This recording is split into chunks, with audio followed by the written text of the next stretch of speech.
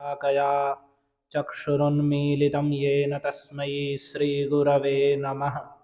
श्रीचैतन्यमनोभीष्टं स्थापितं येन भूतले स्वयं रूपः कदा मह्यं ददाति स्वपदान्तिकम्।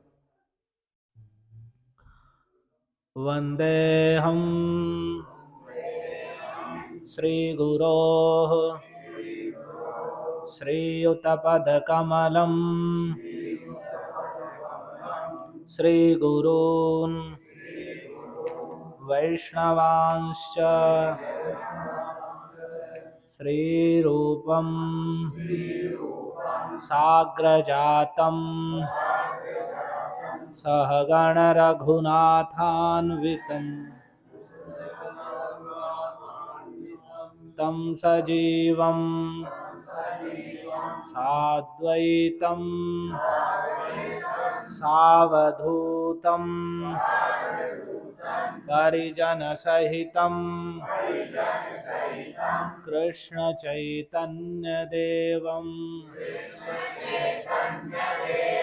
श्रीराधा कृष्णपादान् सहगणललिता श्रीविशाखान्वितांश्च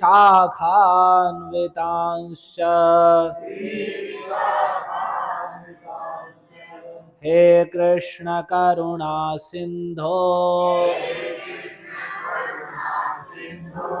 दीनबंधो जगत्पते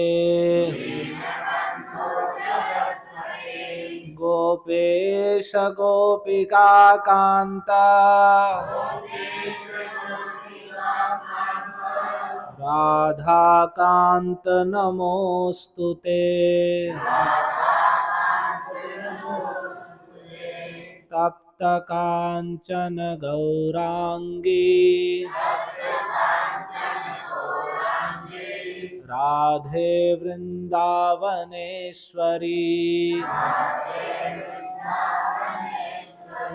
वृषभानुसुते देवी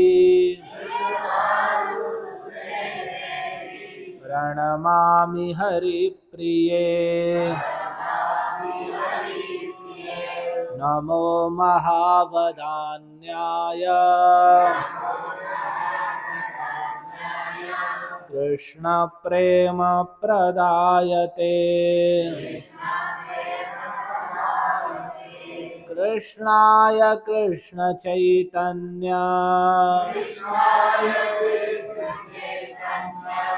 नाम्ने गौरत्विषे नमः।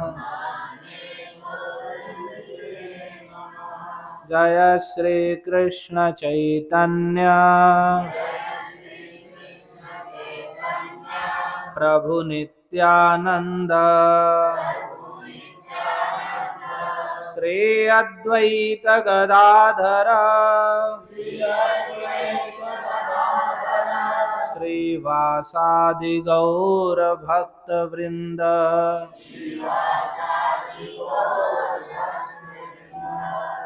हरे कृष्णा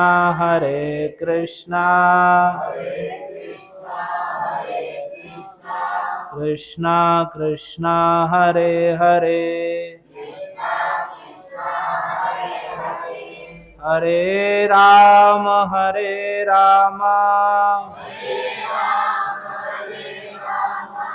राम राम हरे हरे।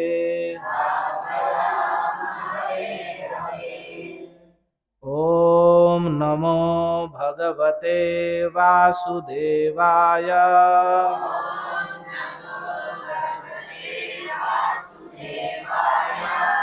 ओम नमो भगवते वासुदेवाय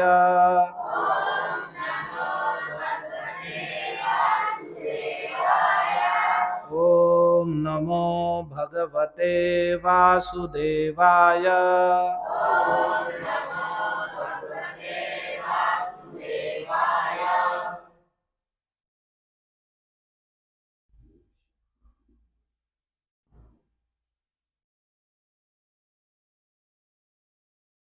सर्वधर्मान् परित्यज्य मामेकं शरणं व्रज।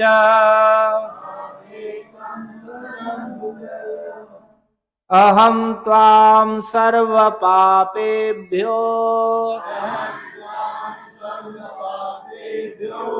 मोक्षयिष्यामि मा शुचः। सर्वधर्मान् परित्यज्य मामेकं शरणं व्रज। अहं त्वां सर्वपापेभ्यो मोक्षयिष्यामि मा शुचः। हरे कृष्ण। आप सभी का स्वागत है।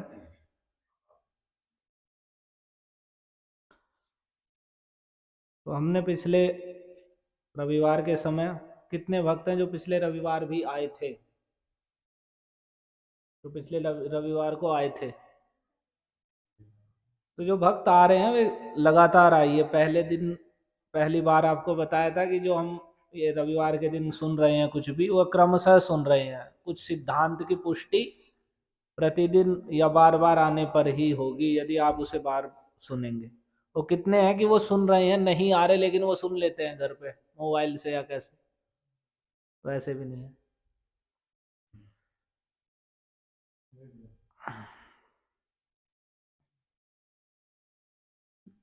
जो हम भगवान की भक्ति कर रहे हैं या करने के लिए जिसे बताया जा रहा है, वैसे समाज में, संसार में प्रचलित है भक्ति है बस मन के भाव हैं, अपनी श्रद्धा है, अपने जो जैसे पूज रहे हैं। वो लोग करते भी वैसे ही, अपना मन जहाँ लग गया अपने मन के अनुसार जो जी में आई वैसी पूजा, वैसा देवता, वैसे ही कुछ कुछ भी कर रहे हैं, उसे भक्ति नाम दे रहे हैं। ठीक हो, ज्यादा हो रही है कुछ गूंज सी रही है ना आवाज। तो अपने मन के अनुसार कर रहे हैं और उसे ही भक्ति नाम दे देते हैं। बड़ी भगत हैं वो, तो बड़े भगत हैं, अपने मन के अनुसार जो व्रत रख लिया, जो कुछ पूजा कर ली, जैसे मन में आया वैसा कर ली, और वो तो भक्त हैं। तो लेकिन जो वास्तव में भगवान की भक्ति है, ये कोई भावुकता नहीं है, ये कोई मन बहलाना नहीं है, ये सुदृढ़ सिद्धांतों पर आधारित है। और वास्तव में भगवान क्या है, भगवान से हमारा संबंध क्या है, और भगवान के साथ हमारा क्या व्यवहार है, क्या आदान प्रदान है, तो इन सब बातों को, जो भगवान के साथ हम जीवों का आदान प्रदान है या भगवान के प्रति जो सेवा भावना है, वह भक्ति नाम से कही जाती है। कि सब प्रकार के देहात्म बुद्धि आदि से रहित होकर हम सब इंद्रियों के द्वारा हृषिकेण हृषिकेश सेवनम भक्ति रुच्यते, अपनी संपूर्ण इंद्रियों के द्वारा जो भगवान हृषिकेश हैं, इंद्रियों के वास्तविक स्वामी हैं, उनकी सेवा करना ही भक्ति कहा जाता है। तो इसलिए जब तक हम उन चीजों को नहीं सुनेंगे, हम शुद्ध रूप से भक्ति क्या है, जब हम जानेंगे ही नहीं भक्ति क्या है, भगवान क्या है, तो भक्ति कहाँ से कर लेंगे? हम सोचेंगे कि जो मन बहला ले रहे हैं, जो मन में कुछ आ गया वो कर लिया, वही भक्ति है, कहीं से कुछ लाभ हो जाए वही भक्ति का फल है। ऐसा ही तो विचार है कि हम कुछ भी कर लें, कुछ भी मन गणन, जिससे मन चाहे उसे देवता बना दो, जहां जी चाहे वहीं बना दो, और जो मन में आए, जैसा जी आए, जो मन करे वही चढ़ा दो, और बस कुछ हो जाए, हमारा कुछ जो हम चाह रहे हैं उसमें कुछ काम बन जाए, बस वही भक्ति, और वही भक्ति का फल है। और फिर ऐसे ही लगे रहो तो, और भाई छोटे छोटे फल, नश्वर फल अगर मिल भी जाए ना भी मिले, बस लगे रहो, पैसे फूंकते रहो, झाड़ फूंक टोने टोट के, क्या क्या ये शनि ये राहु अरनु हो गया, वहां करिया, ये करिया वो करिया, और लगे रहो उसमें, और उससे क्या कल्याण होगा? तो वो ना तो वो भक्ति है, वो केवल मन बहलाने वाली चीजें हैं, और वे कलयुग के नए नए पाखंड हैं, नए नए गुरु, नए नए भगवान, नई नई पूजा पद्धति, नए नए ड्रामे, भक्ति के नाम पे छल, भक्ति के नाम पे भोग, गाने अश्लील बजाओ, राधा कृष्ण के नाम पे, शिव पार्वती के नाम पे बजा लो और बस जी भक्त हो गए, हम ते भांग पी रखे, हम भगत हैं, ये हैं वो हैं। ये सब कलयुग के पाखंड हैं और इन्हीं लोग भक्ति समझ लेते हैं। उन्हें बड़ा अच्छा लगता है, ना जीवन में कोई नियम है, ना कोई सदाचार है, ना कुछ हमें कुछ पालन करना है। हम ऐसी स्वेच्छाचारिता से कुछ भी खाएंगे, कुछ भी पिएंगे, कैसे भी रहेंगे, कुछ भी उल्टा सीधा व्यवहार, पाप कर्म सब कर लेंगे, नशा जुआ अवैध यौन संबंध सब कुछ, और फिर ऐसी भक्ति भी दिखा देंगे अश्लील गानों पे नाच के, या कुछ जहाँ तहाँ कुछ चढ़ावा उढ़ावा करके, या कुछ पैसा उल्टा सीधा कमा लिया तो लोगों को दिखाने के लिए कुछ भंडारा संडारा करके, वह बहुत बड़े भगत हैं, बड़े धार्मिक व्यक्ति। तो ये ड्रामा कलयुग में चलता है, और वैसे ही लोग धार्मिक हो जाते हैं, वैसे ही गुरु भी हो जाते हैं। फिर वे भी लोगों के मन के अनुसार जो लोगों को प्रिय लगे, जिसमें लोग प्रसन्न हो और उन्हें धन और सम्मान और ये सब प्रदान करें और जय जय करते हैं, वाह वाह गुरु जी सही कह रहे हो, बिल्कुल अच्छी लग रही है हमें बात। यानी वे बातें कहो जो सुनने वाले को अच्छी लगे और वो तुम्हारी बड़ाई करे।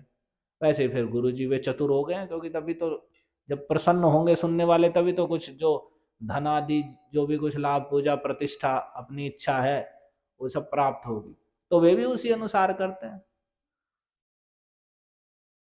तो लेकिन जो वास्तव में भक्ति है वो बिल्कुल भिन्न है इन सब चीजों से। जब तक हम उसे सुनेंगे नहीं, जब तक किसी कार्य के विषय में हमने जाना ही नहीं, तो हम उसे कर कैसे लेंगे? जब तक हमने भगवान कौन है, भगवान क्या है, क्या भगवान की शक्ति है, भगवान से हमारा क्या संबंध है, हम कौन है, और क्या भगवान की भक्ति उपासना क्या है, ये सब इन बातों को हम जब तक नहीं सुनेंगे, नहीं पढ़ेंगे या सुनेंगे, तब तक जब ना हम उन्हें जान पाएंगे, और जिस चीज को हम जानते नहीं तो कर कहां से लेंगे। तो इसलिए जो यहाँ कार्यक्रम हो रहा है, रखा है, ये ऐसे ही नहीं रखा है बस आओ और बस थोड़ा मोड़ा कीर्तन कर लिया हमने, और बस बाद में कुछ पकोड़े कुछ ऐसी चीज खा लेंगे और हंसते खेलते चले जाएंगे।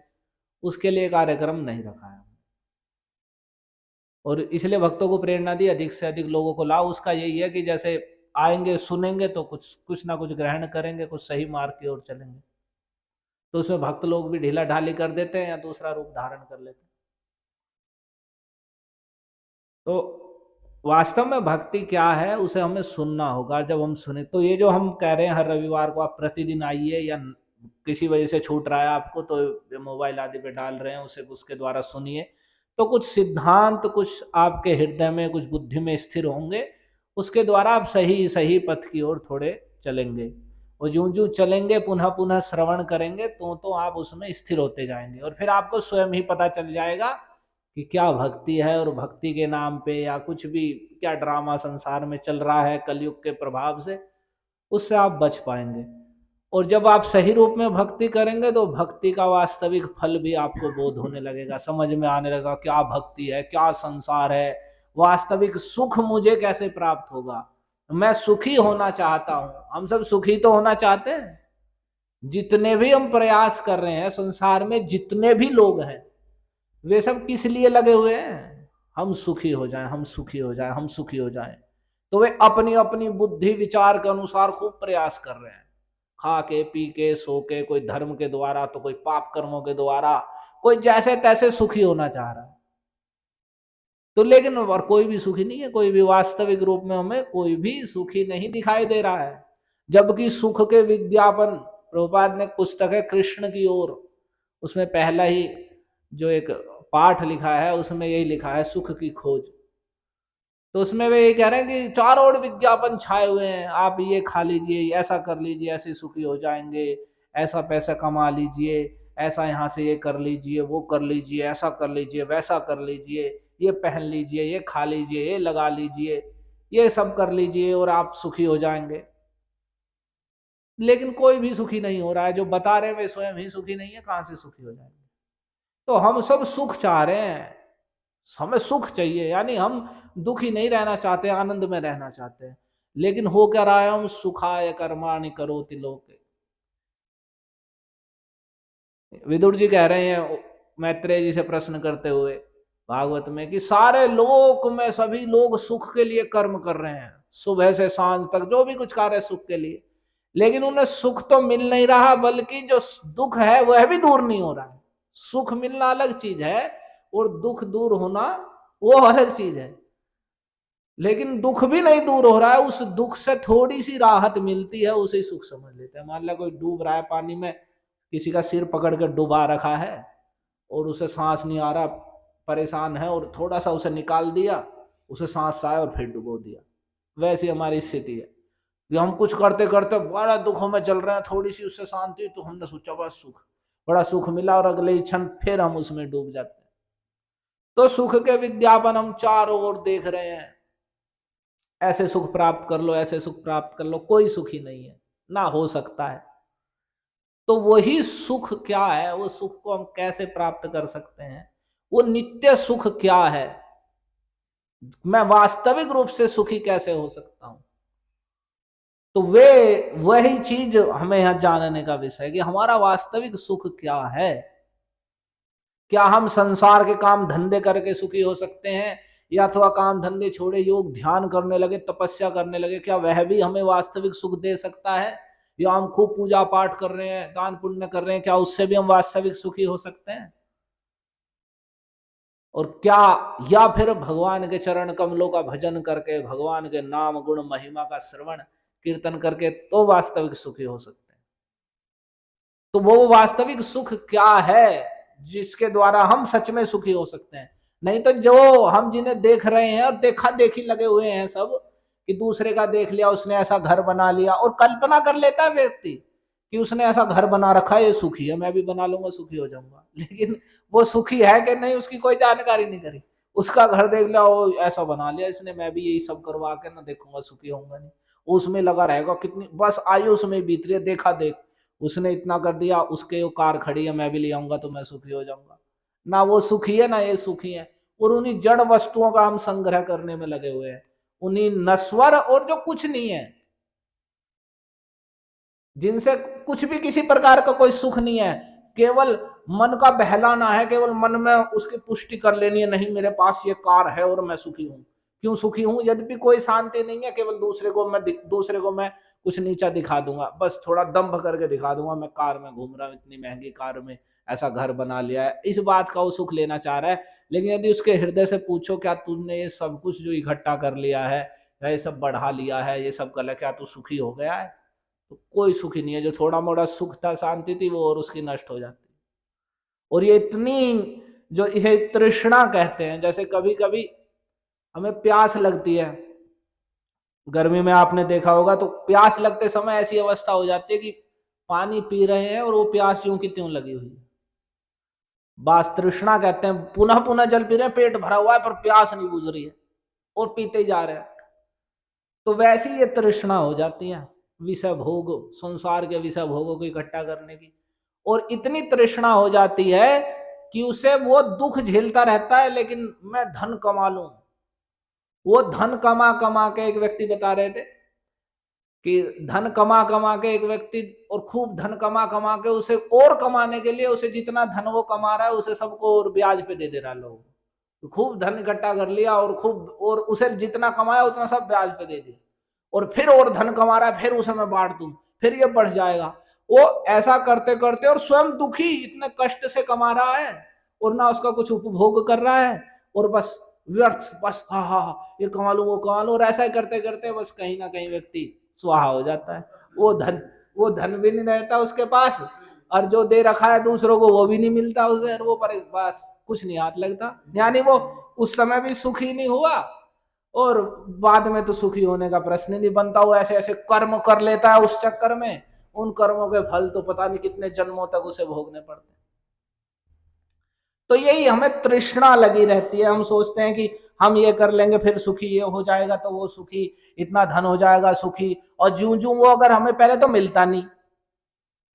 यही तो माया की विशेषता है। माया का मतलब ही है एक भ्रम।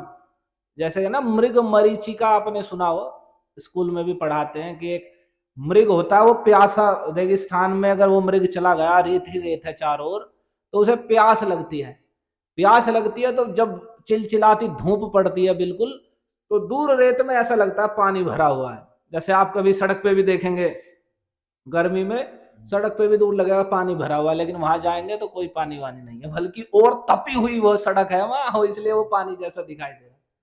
तो वैसे ही वो मृग जो होता है, कोई हिरन या कोई भी पशु, वो सोच के कि वहां पानी है तो उस भ्रम में वो भागता है। एक तो प्यास लगी हुई है, ऊपर से धूप पड़ रही है, नीचे से रेत जल रहा है, उसमें भी और वो परिश्रम करता है, इसलिए कि मेरी जो प्यास लगी है ये वहां जल है, और मैं उस जल को जो ही प्राप्त करूंगा तो मेरी प्यास बुझ जाएगी। वो दौड़ के वहां जाता है, वहां कुछ नहीं मिलता, और तपा हुआ रेत मिलता है। फिर सोचता कि नहीं, फिर मुंह उठा के देखता है, वो फिर देखता है तो फिर दूसरी जगह जल भरा दिखाई देता है, फिर भागता है। वो वहां जाके देखता है, जैसे ही वो और थक जाता है, वो प्यास और बढ़ जाती है गर्मी के कारण, फिर वो वहां भाग जाके देखता है, वहां जाके देखता है तो वहां भी कुछ हाथ नहीं लगता, वहां भी तपा हुआ रहे तो और जलन, और उधर से इतने परिश्रम के कारण उसकी जो पिपासा है, प्यास है, जलन है, वो और बढ़ जाती है। और वो ऐसे ही भागते भागते भागते परिश्रम करते करते पानी तो मिलता नहीं, उसी भ्रम से कि वहां पानी है, वहां पानी है, वहां जल मिलेगा, वहां जल मिलेगा, और वो स्वयं परिश्रम करते करते और मर जाता है। वो अंत में वो थक के गिरता है और मर जाता है, लेकिन उसकी ना प्यास बुझती, बल्कि और ऐसी दुरावस्था को प्राप्त होकर मरता है। वैसी स्थिति, ठीक पूरी की पूरी वैसी स्थिति हम सभी की है जो इस संसार में पड़े हुए। तो वैसे ही हम सब सोच रहे हैं कि अभी मेरे पास ये नहीं है, और मेरे पास वह वस्तु प्राप्त हो जाएगी और मैं सुखी हो जाऊंगा। और जब वो वस्तु पहले तो मिलती नहीं, उसके लिए घोर परिश्रम करता है, उस मृग की भांति दौड़ लगाता है, दौड़ के जाएगा, धूप में पैर भी जलेंगे, सब कुछ होगा, तो वैसे ही दिन रात एक करेगा, यहां तक कि अपने शरीर, जिस शरीर के लिए कर रहा है, किस लिए कर रहा है, मैं शरीर को सुखी रखूंगा, मुख्य तो यही है, मैं अच्छे से खाऊंगा, अच्छे से पहनूंगा, अच्छे कपड़े पहनूंगा, अच्छा भोजन करूंगा, शरीर की खूब देखभाल करूंगा, लेकिन वो शरीर की देखभाल भी खत्म हो जाती है, शरीर की सुधि रहती, शरीर में रोग पड़ जा रहे हैं, शरीर बिल्कुल क्षीण हो गया है, नहीं, सबको दिन रात एक करके रात को जाग रहा है, सर्दी गर्मी सब कुछ सह रहा है, शरीर में रोग बढ़ा लिए हैं, बिल्कुल शरीर को प्रकृति के विपरीत चल चल के, और शरीर भी नाश कर लिया है। तो वैसे ही हम दौड़ते रहते हैं, और ऐसे ही लोग दिन रात एक करके लगे रहते हैं, अपने जिस शरीर के सुख के लिए वो कर रहे हैं उस शरीर को ही नष्ट कर लेते हैं। और फिर यदि उस शरीर को नष्ट करने पर उन्हें वह धन या वस्तु मिल भी जाए तो वो वैसे सुख नहीं देती, कि खूब परिश्रम करके बना लिया, ये कर लूं वो कर लूं, उसमें सब कुछ करके उसमें शरीर में ऐसा रोग पकड़ लेता है, भयानक रोग, कि वो जितना धन उसने एकत्रित करा बस रोग के उपचार में ही व्यतीत होता है, ना तो वह कुछ खा सकता है ना कुछ। एक भक्त हमारे गांव के इसमें एक बात बताते हैं कि वो किसी फैक्ट्री में काम करने के लिए गए, कभी कालिया कृष्णदास नाम है उनका, तो गए तो, कि मैं पहली बार ही गया था कहीं बाहर काम करने के लिए, तो जो उस फैक्ट्री का मालिक था बहुत मोटा, और इतनी हंसी कि वो उसे सुन के भी हंसी, कि अगर मान लो उसे अपान वायु आई तो उसे 2-3 आदमी लगते थे तिरछा करने के लिए कि वो अपान वायु गैस लीक करेगा, और वो कहता था गैस गैस गैस, और उसे उसके 2-3 चेले रहते थे और उसे उठा के तिरछा करते थे तब उसे गैस पास होती। तो ऐसी दुरावस्था में था उसका मालिक था मोटा। तो वो अपने मुंह से कह रहा कि मैं, वे भक्त कह रहे कि बस उसे देख के मैं वापस आ गया, मैं गांव में ही कमा लूंगा कुछ, मैं नहीं जा रहा कहीं भी। तो उसे वो कह रहा कि मुझे क्या सुख है। अब वो खड़े थे सामने सब, वही जो कर्मचारी थे और जो भी कुछ, मैं भी उनमें खड़ा था, कि मुझे जीवन में कोई सुख नहीं, मेरे पास खूब पैसा है लेकिन कोई सुख नहीं, मेरी क्या दुरावस्था, ऐसा शरीर हो गया, मेरे सामने रसगुल्ला रखा है मैं उसे खा नहीं सकता, खा लूंगा तो मर जाऊंगा उसी क्षण, ऐसी अवस्था है मेरी, और तुम देख ही रहे हो क्या हालत। और उसने कहा कि एक में उसकी लड़की है, वो भी वैसी मोटी है, तो ये ऐसी है, इससे कोई विवाह करने के लिए तैयार नहीं, वो भी उसी प्रकार से मोटी होती है। तो मेरे मतलब उसने कहा कि इतना धन है मेरे पास, मेरे जीवन में कोई सुख नहीं है, ना शारीरिक ना मानसिक, किसी प्रकार का कोई सुख नहीं। तो लेकिन आदमी सोचता है कि नहीं, मेरे पास ऐसा धन हो जाएगा तो मैं सुखी हो जाऊंगा, तो ऐसा करते करते जिस शरीर के लिए लग रहा है वो शरीर में ही अनेक रोग पाल लेता है, और कोई उसे जिस शरीर के लिए सुख प्राप्त करना चाह रहा है वो शरीर भी नष्ट कर लेता है, और फिर धीरे धीरे वो शरीर ही नष्ट हो जाता है, और वो जो वो कमाया, जो कुछ इकट्ठा किया वो तो यहीं रहता है बस, वो शरीर ही नष्ट हो जाता है, बस वे जो कर्म कर लिए हैं वे कर्म बस रह जाते हैं उसके साथ, और वो जैसे ही अगला जन्म लेता है वे कर्म अपने फलों के साथ उसके सामने आते हैं, फिर उनके दुख भोगता है वो जन्मांतर। इसे कहते हैं कर्म बंधन। नए नए कर्म करता रहता है और वे नए नए कर्म होते होते वे बीज की भांति बोए जाते हैं और पुराने पुराने किए गए कर्मों के फल उसे सामने मिलने लगते हैं, अनुकूल प्रतिकूल, बस उसमें ही लगा रहता। अब ये प्रतिकूलता आ रही है तो इसे दूर कर दूं, ये प्रतिकूलता आ गई इसे दूर कर दूं, और उसी मृग की भांति बस अब ये नहीं है वो हो जाएगा, तब तब वहां जल मिलेगा, वहां करने पर वो सुख हो जाएगा, ऐसा करने पर वो सुख हो जाएगा, ऐसे ही लगा रहता है। मान लो वो एक बालक हुआ, शुरू में बालकपन में खेलने में बाल उमरिया खेलत भीति, और जब जौवन तब मान घनारे, तो बालकपन में बस खेलने कूदने में बीत गए। अभी तो आजकल के बालकों का तो इतना दुर्भाग्य है, उसे खेलने कूदने के लिए नहीं है। वो जन्म पहले नहीं लेते, पहले स्कूल में रख देते हैं उन्हें बैग टांग के, और फिर बस एक स्कूल में, फिर उनका एक ट्यूशन, और बेटा पढ़ो और ये करो, कोई सुख नहीं है। वो 1 BHK, एक कमरा, एक रसोई और एक बाथरूम, उसमें वो रह रहे हैं। कहने के लिए वो बड़ी नौकरी कर रहे हैं, लेकिन उसमें वे रह रहे हैं। अब वहीं खाना, वहीं मलमूत्र त्याग लेना, वहीं बैठ के उसे बस बेटा ये पढ़ लो ये पढ़ लो, मतलब उसे ये भी नहीं पता चलता है तो ये खेलना कूदना है क्या। वो खेलना भी कूदना है तो मोबाइल आ गया, वो मोबाइल में देख देख के वो खुश होता रहता है। और ऐसी अवस्था में तो खेलने का जो एक लौकिक सुख भी है वो भी उसे प्राप्त नहीं है। और फिर जैसे ही वो कुछ बड़ा होने लगता है तो घर वाले बेटा पढ़ रहे, बेटा इतने नंबर आने चाहिए, बस ये ट्यूशन वो लगा दिया, वो उसकी रुचि भी नहीं है पढ़ने में। मान लिया सबकी थोड़ी एक ही कार्य में रुचि है, लेकिन उसका रहेगा वो जैसे तैसे करके मन मारता रहेगा, ये करता रहेगा वो करता रहेगा। बस वो 10वीं 12वीं होगी उसकी, फिर सोचेगा कि यार कहीं नौकरी का कुछ हो जाए, घर वाले दबाव देंगे, ये कर ले वो कर ले। तो परिश्रम करते करते कोई, अभी तो यही चल रहा है, उसके 50 साल बीत रहे हैं, 30-40 तक पहुंच जा रहा है वो, मेरी कहीं नौकरी हो जाएगी, मैं सुखी हो जाऊंगा, बस लगा हुआ है, मेरी नौकरी लग जाएगी मैं सुखी हो जाऊंगा। और जहां पहले तो लगनी नहीं, उसी दुख में रहते हैं, कितने आत्महत्या करके जैसे तैसे नशाखोरी क्या क्या नहीं कर रहे हैं।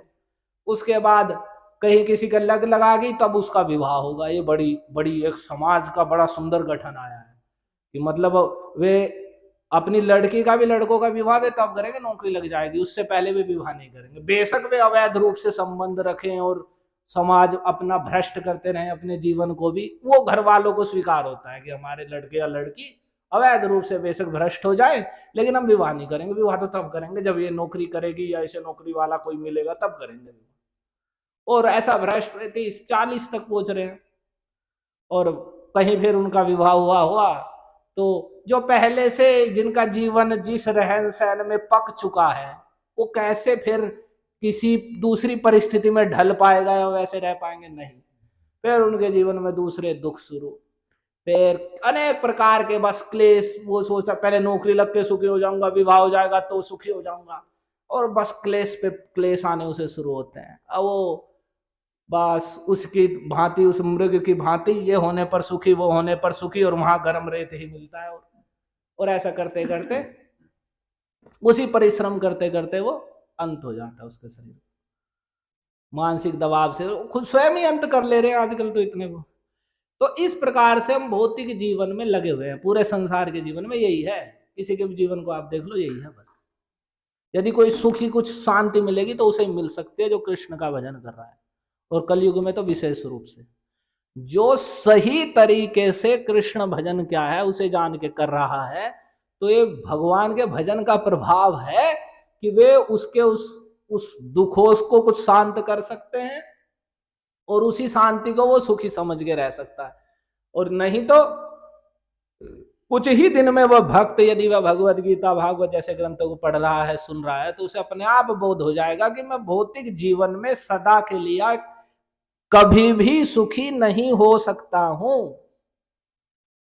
कभी भी इस भौतिक जीवन में ऐसा कभी भी क्षण या समय नहीं आएगा कि हम सोचें कि मुझे ये वस्तु लाभ हो जाएंगी, नहीं होंगी। पहले तो जो हम चाह रहे हैं, सभी तो चाह रहे हैं ये भी हो जाए मेरे पास, ये हो जाए, जमीन हो जाए, गाड़ी हो जाए, पैसा हो जाए, वो हो जाए, सबको थोड़ी हो जाएगा। पहले तो होगा नहीं, उसकी हाय हाय में मरते रहेंगे, और हो भी जाएगा तो भी कोई सुख नहीं आएगा। तो ऐसा कभी नहीं होगा कि हम यहाँ सदा के लिए सुखी हो जाएंगे। तो क्यों? क्योंकि हम सदा के लिए सुखी करना चाह रहे हैं शरीर को, इंद्रियों को। उसी शरीर को हम पहले खराब कर लेते हैं तो वो सुखी कहां से हो जाएंगे? फिर तो हम उसे बस धोते रहते हैं। और हम शरीर है नहीं, हम शरीर है नहीं। हम देख रहे हैं हमारे सामने हमारे साथ के हमसे बाद वाले भी उसी शरीर को छोड़ के हम ही जला जला के आ रहे हैं, कुछ भी कर रहे हैं, देख रहे हैं सब। इतना सा भी विचार नहीं कि ये शरीर बुरीर ऐसे ही चला जाएगा, कुछ मैं शरीर के लिए ही लगा हुआ हूं, क्या होगा, नहीं, कुछ विचार नहीं। बस तो ऐसे ही हम अनेक प्रकार के, और इसका लंबा विस्तार जाता जाएगा और उसमें आप सोने लगेंगे बहुत सारे। तो कुल मिला के जो ये यहाँ जो कथा है ये इसी विषय में समझाने के लिए है कि हम भौतिक जीवन के प्रयास में कभी भी सुखी नहीं हो सकते हैं।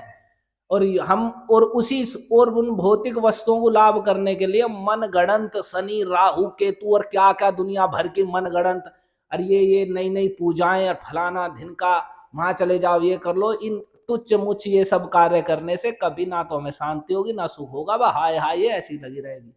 यदि कब कुछ हो सकता है तो केवल भगवान की, पूर्ण पुरुषोत्तम स्वयं भगवान श्री कृष्ण की शरण ग्रहण करके ही हो सकता है। क्यों? क्योंकि कहा गया जीवेर स्वरूप है कृष्णेर नित्य दास, कृष्णेर तटस्था शक्ति भेदा भेद प्रकाश। हम शरीर नहीं है, ये मन भी हम नहीं है, जो मन हमें नचा रहा है वो मन हम नहीं है। हम स्वयं ही कहते हैं मेरा मन मेरी बुद्धि मेरा शरीर, कहते हैं ना, मेरा मन मेरी बुद्धि मेरा शरीर, तो फिर मैं कौन हूं? मैं कौन हूं? तो वो जो मैं हूं उसका सुख क्या है? मैं तो केवल मन और शरीर के लिए लगा हुआ हूं, तो जो मैं हूं उसका सुख क्या है? तो जो मैं जीव हूं, जो मन और बुद्धि से भी परे है, सूक्ष्म है, जो मन बुद्धि को भी नियंत्रित करने वाला है। भगवत गीता में भगवान ने कहा है जड़ इंद्रिय, जड़ शरीर से इंद्रियां श्रेष्ठ हैं, इंद्रियों के ऊपर उनसे सूक्ष्म और श्रेष्ठ मन है, मन से भी सूक्ष्म बुद्धि है, और बुद्धियो बुद्धे परतस्तुषा, और बुद्धि से भी परे, जो बुद्धि से भी सूक्ष्म और बुद्धि का भी नियंता है, वह जीवात्मा है। तो वह हम जीवात्मा है। जब हम वैसा अपने स्वरूप का विचार करेंगे, सुन श्रुति के माध्यम से, भगवान के उपदेश द्वारा, आचार्य के उपदेश द्वारा सुनकर, तो हमें बोध होगा कि हम जो भी कार्य कर रहे हैं वे शरीर और मन के लिए कर रहे हैं, उससे हमारा कोई कल्याण नहीं होने जा रहा है। तो जीवेर, तो वो क्या है जो हम हैं? फिर वो कह रहे हैं जीवेर स्वरूप है कृष्णेर नित्यदास, वह जीवात्मा, वह स्वयं भगवान श्री कृष्ण का जो परमात्मा है, वह एक जीवात्मा कृष्ण का नित्य दास है, उनका कृष्ण का नित्य सेवक है। भगवान की कृष्णेर तटस्था शक्ति भेदा भेद प्रकाश, वह भगवान का विभिन्नांश जीव है, उसका भगवान से भेद और अभेद एक साथ है। वह भगवान की शक्ति का तटस्था शक्ति से प्रकट है, और वह भगवान की शक्ति है इसलिए अभिन्न है, और वह भगवान नहीं है इसलिए नित्य भिन्न है। तो भगवान की वह माया शक्ति द्वारा जीव यहाँ जगत में फंसता है, माया उसे शरीर का पहना देती है, और उस शरीर को वो माया के संपर्क में आने के कारण शरीर को मैं मान लेता है, और जो ही शरीर को मैं मानता है बस सारा प्रपंच शुरू हो जाता है। तो इसी माया को अगर हमें नाश करना है तो हमें उन्हीं भगवान की शरण ग्रहण करनी होगी, और इस बात को भगवान ने साफ भगवद गीता में कह दिया है, दैवी येषा गुणमयी मम माया दुरत्यया मामेव ये प्रपद्यन्ते माया मेताम तरन्ति ते। ये मेरी 3 गुणों वाली माया है, दैवी दैवी माया है ये, और दुरत्यया मेरी माया है। 3 गुण सत्वगुण रजोगुण तमोगुण से जीव को बांध कर रखती है, और दुरत्यया इसे पार करना अत्यंत दुष्कर है, कोई नहीं कर सकता इसे पार, इतनी सस्ती नहीं है। इस माया ने सारे देवता ब्रह्मा शंकर आदि भी इसके वश में है, ऐसी माया है दैवी है, ऐसा गुण, सब गुणमय रूप वाले हैं सब देव। आपको पिछली बार जो कथा हुई थी उसमें कथा में बताया था किस प्रकार से भृगु जी परीक्षा लेने के लिए गए, और उसमें उन्होंने देखा कि ब्रह्मा जी के, कि भाई सबसे श्रेष्ठ ब्रह्मा विष्णु और शंकर हैं, इनमें परीक्षा करो। तो उन्होंने ब्रह्मा और शंकर में देखे कि जो गुणों के विकार हैं, काम क्रोध लोभ आदि के, क्रोध आदि के, वे उनमें दिखे, और जब वे भगवान के पास गए जो मायातीत स्वयं माया के अधीश्वर है, उन भगवान के पास गए तो उन्हें वे कोई विकार नहीं दिखे। तब उन्होंने निश्चय कर लिया, उन सभी ऋषियों ने, कि कृष्ण श्री विष्णु ही सर्वश्रेष्ठ हैं, वे ही वास्तविक अधीश्वर या परमेश्वर। तो फिर भगवान ने कहा मामेव ये प्रपद्यन्ते मायामेताम तरन्ति ते। साफ शब्दों में छोटी सी बात में सब कुछ कह दिया। जो मेरी एकमात्र शरण ग्रहण कर लेते हैं, मेरी ही, केवल मेरी शरण में आ जाते हैं, जो पूर्ण रूप से, ये जो श्लोक हमने बोला है भगवद गीता में बोला है भगवान ने अंत में, बिल्कुल अंत में जो उपदेश देना जहां बंद कर दिया, अंत में श्लोक बोला है जो हमने अभी उच्चारण किया था, सर्व धर्मान परित्यज्य मामेकम शरणम व्रज। तुम सारे धर्मों को छोड़कर एकमात्र मेरी शरण ग्रहण करो। इससे बड़ा कोई उपदेश नहीं देने जा रहे हैं भगवान। भगवत गीता बोलते समय सारा उपदेश देके जहां उपदेश बंद कर रहे हैं, और ये कह के कि सबसे गुह्य बात मैं तुम्हें अर्जुन बता रहा हूं, उसमें सब अंत में आके ये श्लोक बोल दिया, सारे धर्मों का परित्याग करके एकमात्र मेरी शरण ग्रहण करो। अहम त्वाम सर्व पापेभ्यो मोक्षयिष्यामि मा शुचा।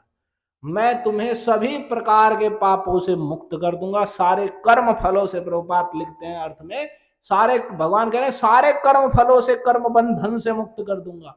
मां शुचा, शोक मत करो, डरो मत। मन मना भव मद भक्तो मद्याजी माम नमस्कुरु। अपने मन से सदैव मेरा चिंतन करो, मेरे भक्त बनो, मेरा यजन करो, मेरे लिए यज्ञ तप आरती पूजा सब मेरे लिए करो, और माम नमस्कुरु, और मुझे नमस्कार करो। साफ करे, कितना एक विशेष कार्य भगवान ने कहा, मुझे नमस्कार करो। नमस्कार का अर्थ होता है अपना अहंकार आदि कर्तापन छोड़ के हम भगवान के चरणों में गिरे, मैं करता नहीं हूं, मैं आपकी शरण ग्रहण करता हूं। ये होता है नमस्कार का भाव। केवल ये नहीं उठा पटक कर देना ही नमस्कार हो गया। इसलिए कहा गया ना का अर्थ नहीं, और मां का अर्थ अहंकार, अहंकार का निषेध करना। मैं करता नहीं हूं, मैं आपकी शरण में हूं, आप ही करता है, मैं आपका नित्य दास जीव हूं, आपसे विमुख होकर आपकी माया के द्वारा भ्रम में पड़ा हुआ दुख पा रहा हूं, कृपा करके आप मेरा उद्धार कीजिए। तो जब इस प्रकार से मेरी शरण, इस पूर्ण रूप से मेरी शरण ग्रहण करो, मेरा भक्त बनो, मेरी पूजा करो, मुझे नमस्कार करो, ऐसा करने से मामे वैश्यसि सत्यम ते, ऐसा करने से मैं तुमसे सत्य कहता हूं, प्रतिज्ञा करके कहता हूं, प्रति जाने प्रतिज्ञा करके कहता हूं, घोषणा करके कहता हूं, फिर तुम संसार को प्राप्त नहीं करोगे, मामे वैश्यसि, मुझे ही प्राप्त करो। तो इस प्रकार से हम वास्तविक सुखी हो सकते हैं। जब तक हम अपने वास्तविक स्वामी, वास्तविक प्रभु, वास्तविक जो हमारे बंधु हितैषी सब कुछ हैं, जिनके साथ प्रीतिमय संबंध में हमारा नित्य आनंद है, उनकी हम पूर्ण रूपेण शरण ग्रहण नहीं करते, उनको नहीं भजेंगे, सुनकर शास्त्रीय विधि को सुनकर के, जैसा भगवान कह रहे हैं सदैव भगवान से मन से भगवान का चिंतन, उनके नाम गुण रूप का कीर्तन, उन्हें नमस्कार, जब तक हम इस प्रकार से नहीं करेंगे तब तक हम पुनः संसार और इन दुखों को प्राप्त होते रहेंगे, कभी भी सुख नहीं आएगा। और भगवान पूरा